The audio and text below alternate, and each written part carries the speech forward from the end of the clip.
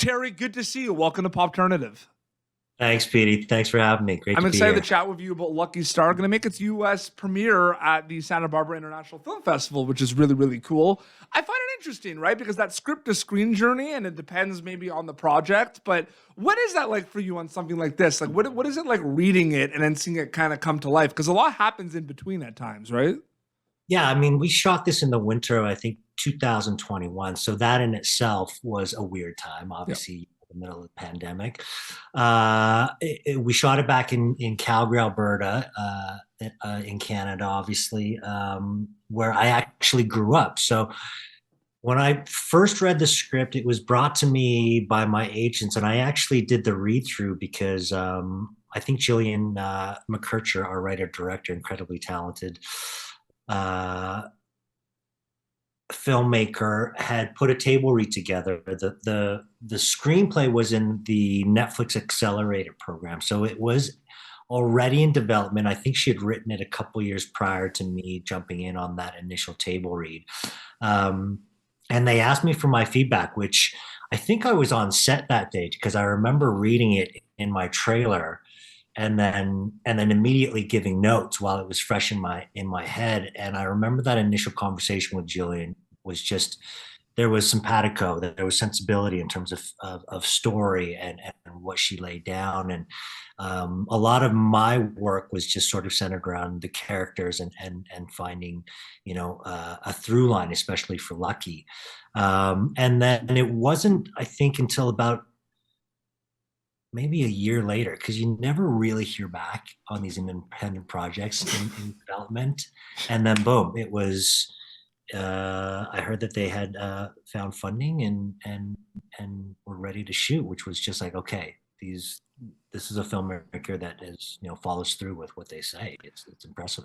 How does the character of Lucky read?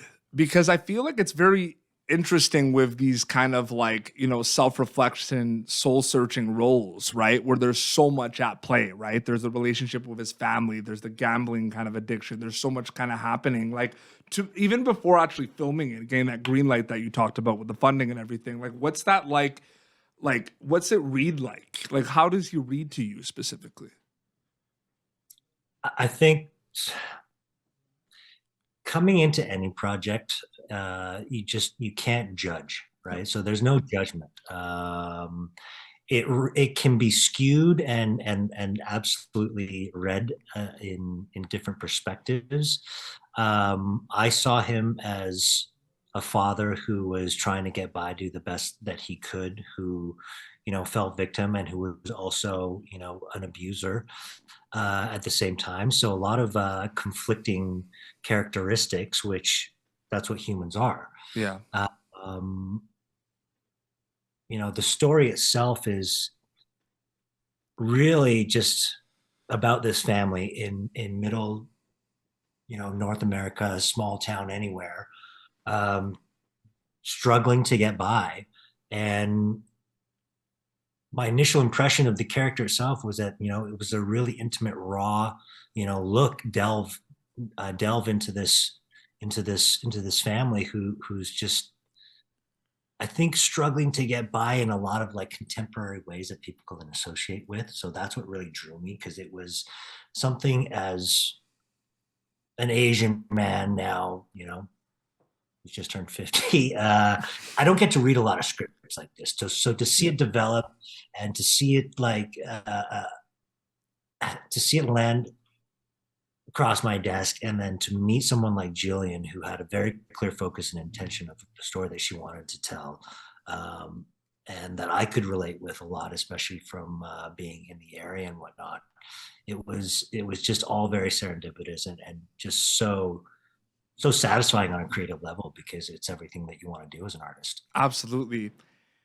I want to kind of add to that too, because anytime you kind of play a character, figuring things out, doing self reflection, being lost, I'm wondering, like, is it more challenging or is it more fun from an acting perspective, playing characters, taking it day by day, lost? Because from the audience member, I find it interesting because of the fact that, like, from the viewer perspective, they don't know they're lost, right? Like, don't you find that interesting sometimes? So, like, what's that like from an acting perspective?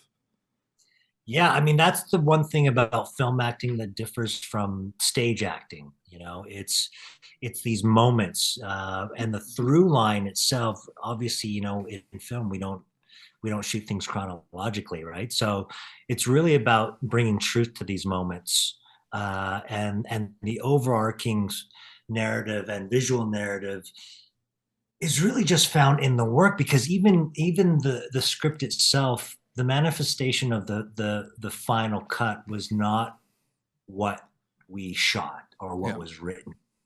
Yeah. Um, and I don't know if you're going to get a chance to talk to Jillian or not, but she'll tell you too. You know, this film had a couple different incarnations, and I think she had a really great working relationship with our editor, and they found the film in the editing room. You know, they found the final cut in the editing room. That Mhm. was surprising to me. I didn't expect the ending that they found, Yeah. and I loved it. So it's very much a moving landscape. It's very much organic. I think what's so great about Jillian and Guillaume, her producing partner, is that they're very fluid. They trust their instincts, and they're very well versed in cinema. You know, these are Jillian and Guillaume are both, you know, cinephiles beyond, you know, my own personal knowledge of movies, and I thought I knew a lot about movies. They blow my knowledge out of the water.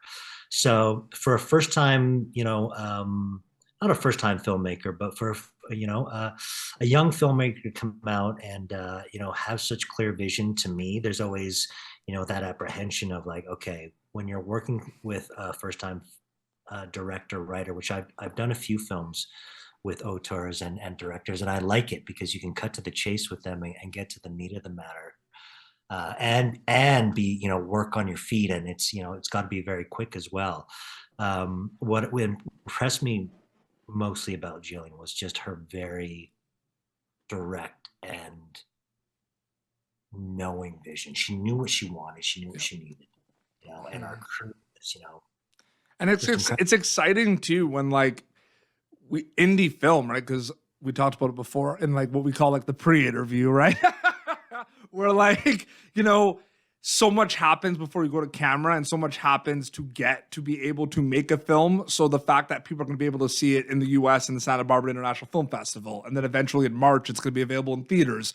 It is a magical feeling. You've done it many times. Does it ever get old? That kind of like out of your hands, kind of like it's in your hands and out of your hands kind of moment, being a filmmaker, being like an actor. Well, it depends on what hat you're wearing, Yeah. right? As an actor, I just have to trust after they say cut that, you know, my job is done. I don't Yep. go to the I don't go into, you know, I do the only post I do is sound looping, you know, ADR. So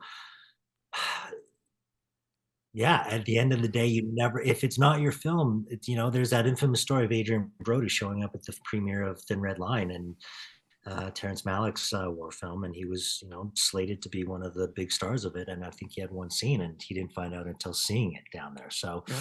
you know, at the end of the day, it's just this really intimate relationship you have with the director, and in this case, writer director, and some of it can be very beautiful, and others, you know, are what they are. But there's always another chance. That's the great thing about being an artist. You know, you're always recreating, creating, destroying, and recreating. So Yeah.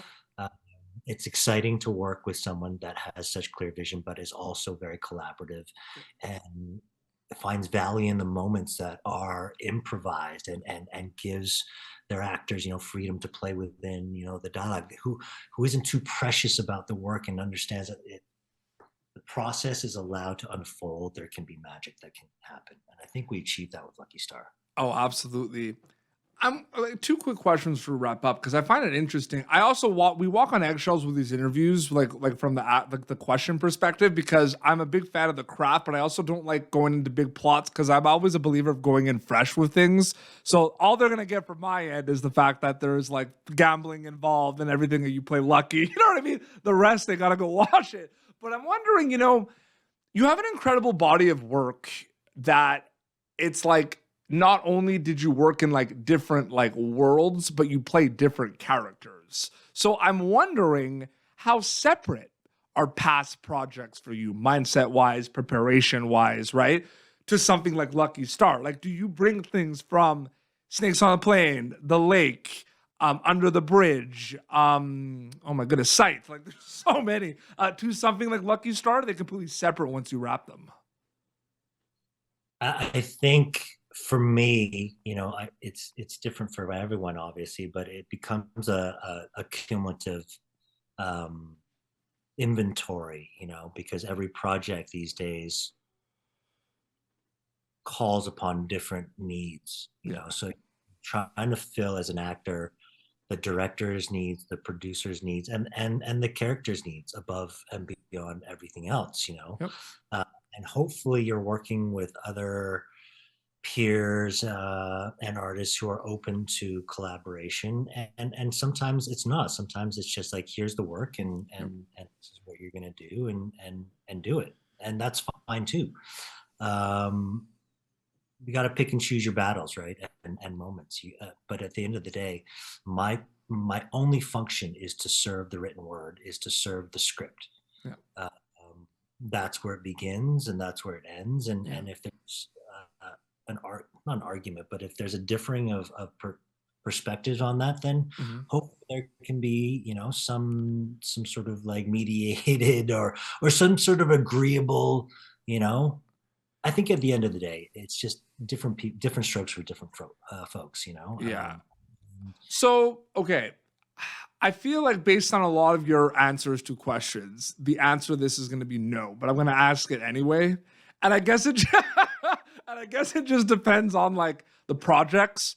Cause I look at something like Snakes on the Plane, and like, that is insane because that's like so immersive, almost like when you're watching it as an audience member, you're like on the plane freaking out with everyone on the plane, right? So I'm wondering, are you ever conscious of the audience member watching something like while you're making it, so to speak, or like reacting to something while it's being made, like while you're making Lucky Star and playing Lucky? Or is that something that happens once you wrap?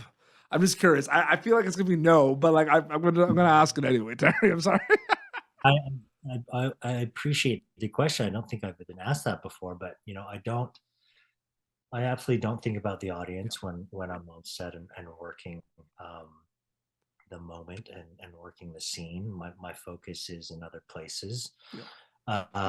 In terms of, I think I've been doing it long enough now that to know, okay, if it gets seen by an audience, great. If it doesn't, that's out of my hands too, so and that's really just something you have to live with. I think I work with somebody who I really respect, and this person told me that what we do is like sand art. You got to do it, and then you got to let it go, because then the tide comes in and it washes away, and you got to build the other castle. So it's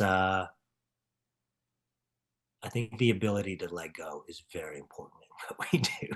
For sure. Absolutely. No, for sure. And I can't wait for people to check out Lucky Star in the US, part of Santa Barbara International Film Festival. The US premieres there. And then at some point in March, going to be able to go see it in theaters. We don't know the details yet, but at some point we will. And PopTurnit and PopTurnit.com will let people know where they can see Lucky Star in theaters. Terry, it was an honor and privilege to speak with you. Thank you so much for your time, honestly. Really appreciate it. Appreciate you having me here. And yeah, man, it was great talking with you. Awesome. Well, this has been PopTurnit, youtube.com/PopTurnit for previous episodes. Until next time, this is Terry Chen and PD Beats signing off. Thank you for tuning in to PopTurnative. Make sure to check out our past episodes of PopTurnative on YouTube. This has been an Autograph Communications production.